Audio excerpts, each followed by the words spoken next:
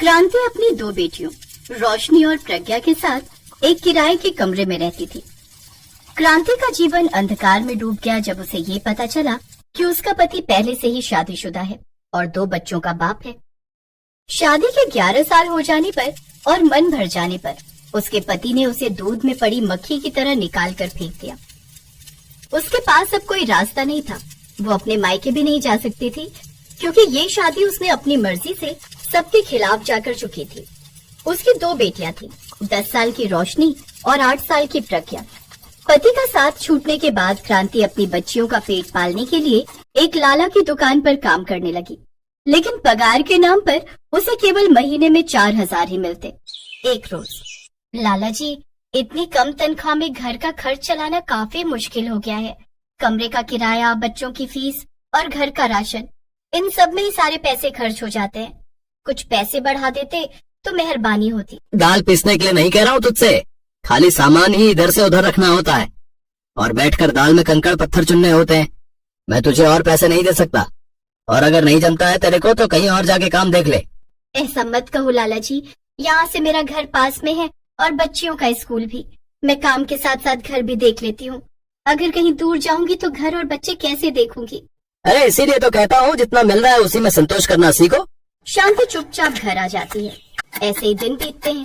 एक रोज, माँ, आपको पता है सब स्कूल में हमारा मजाक उड़ाते हैं। कोई भी हमारे साथ लंच शेयर नहीं करता।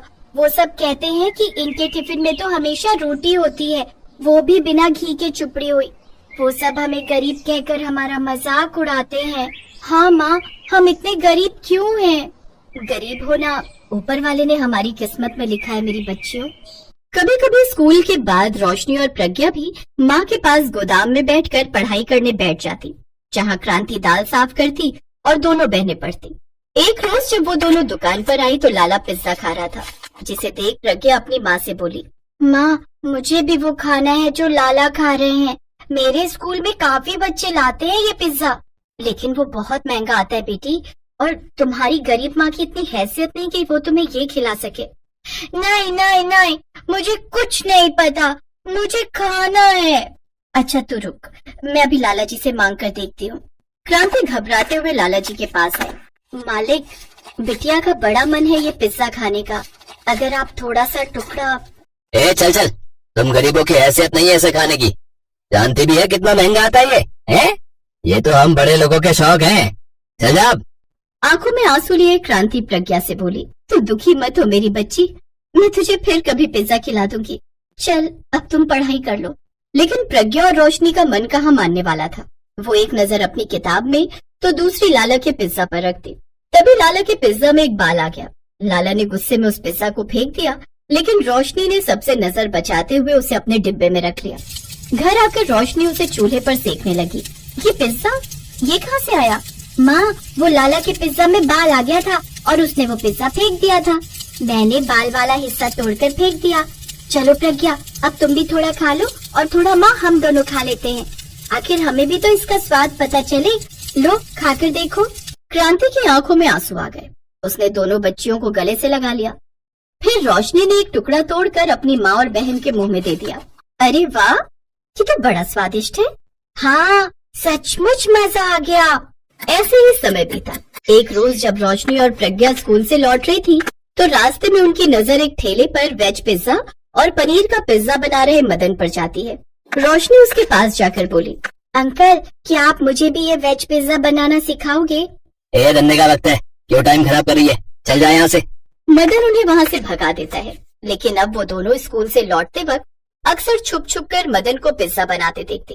एक रोज वो मंडी जाती है और वहाँ जाकर फेंकी हुई खराब सब्जियों में से कुछ ठीक ठाक सब्जियाँ बिन कर लाती हैं। और जब उनकी माँ दुकान पर होती है तो वो घर पर आटे की बड़ी सी रोटी बनाकर सेक लेती है। पहले तो 2 रोटियाँ खराब हो जाती हैं, लेकिन तीसरी बार उसका पिज्जा बेस बनकर तैयार हो जाता है। फिर उन सब्जियों को छोटा छोटा काट कर वो उस पर डाल देती है। पिज्जा जितना दिखने में खूबसूरत था, उससे कहीं ज्यादा वो खाने में लाजवाब था। वाह छोटी, हम तो पिज्जा बनाने में माहिर हो गए। ये वाला माँ के लिए रख देते हैं, वो खाएगी तो खुश हो जाएगी। उस रोज उन्होंने पेट भर पिज्जा खाया, लेकिन तभी दुकान से बिरजू भागता हुआ आया। रोशनी, प्रज्ञा, अरे जल्दी चलो, तुम्हारी माँ की तबीयत ठीक नहीं है। क्या क्या हुआ माँ को? वो अचानक से बेहोश हो गई है। वो सभी क्रांति को लेकर अस्पताल पहुंचते हैं, जहां डॉक्टर उसे बीपी लो की शिकायत बताते हैं। साथ ही कमजोरी के कारण उसे कुछ दिन के बेड रेस्ट पर रहने के लिए कहते हैं। अब से तुम्हें काम पर जाने की जरूरत नहीं है माँ, अब तुम बस आराम करो। हमने उस लाला को भी मना कर दिया है कि तुम अब उसके यहाँ काम नहीं करोगी। लेकिन मैं आराम करूंगी तो घर कौन संभालेगा? हम दोनों हैं ना माँ, अब आप बस आराम करो। क्रांति के पास रखे थोड़े से पैसों से वो पिज्जा बनाने का सामान लाती है। फिर दोनों सड़क किनारे बोरी पर ही पिज्जा बनाकर बेचने लगती हैं, क्योंकि ठेला खरीदने के लिए अभी उनके पास पैसे नहीं थे। वो जोर जोर से लोगों को आवाज देकर बुलाने लगती। आओ आओ प्यारे लोगों, आओ हमारा स्वादिष्ट पिज्जा खाओ। एक बार खाओगे तो बार बार आओगे। सिर्फ 50 रुपए के सस्ते दामों में खाओ।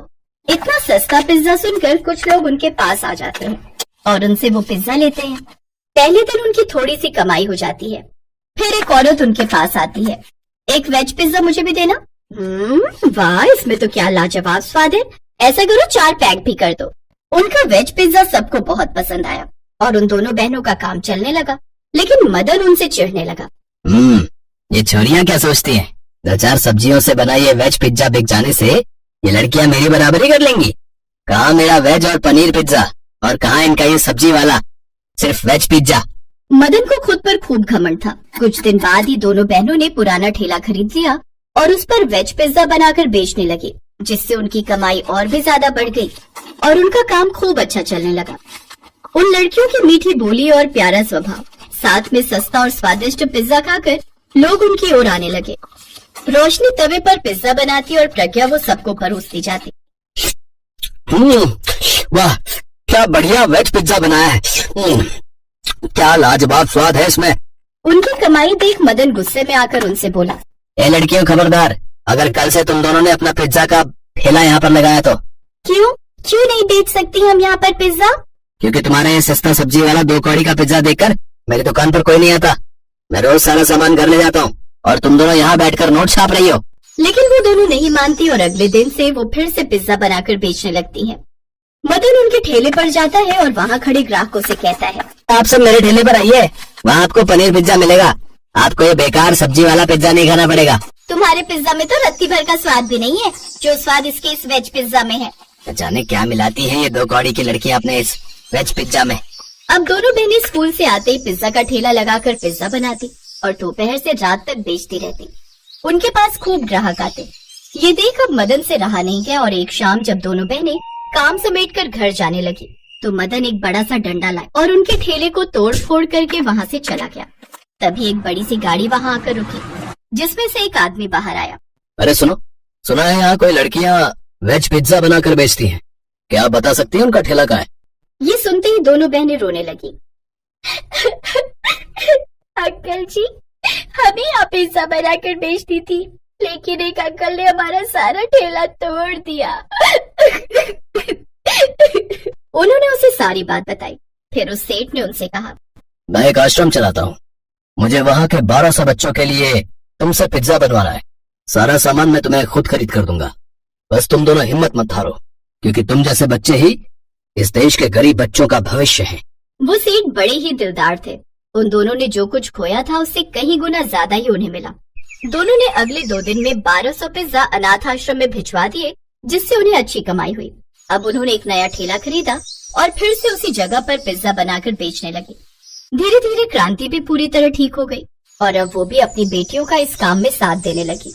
उनके पास अब शादी पार्टियों के भी कई ऑर्डर आने लगे, जिससे वो अब दिन दुगनी रात चौगुनी तरक्की करने लगे। मदन भी समझ गया कि अच्छाई की जीत होकर ही रहती है, इसलिए उसने अब उन्हें परेशान करना बंद कर दिया और अपना काम बंद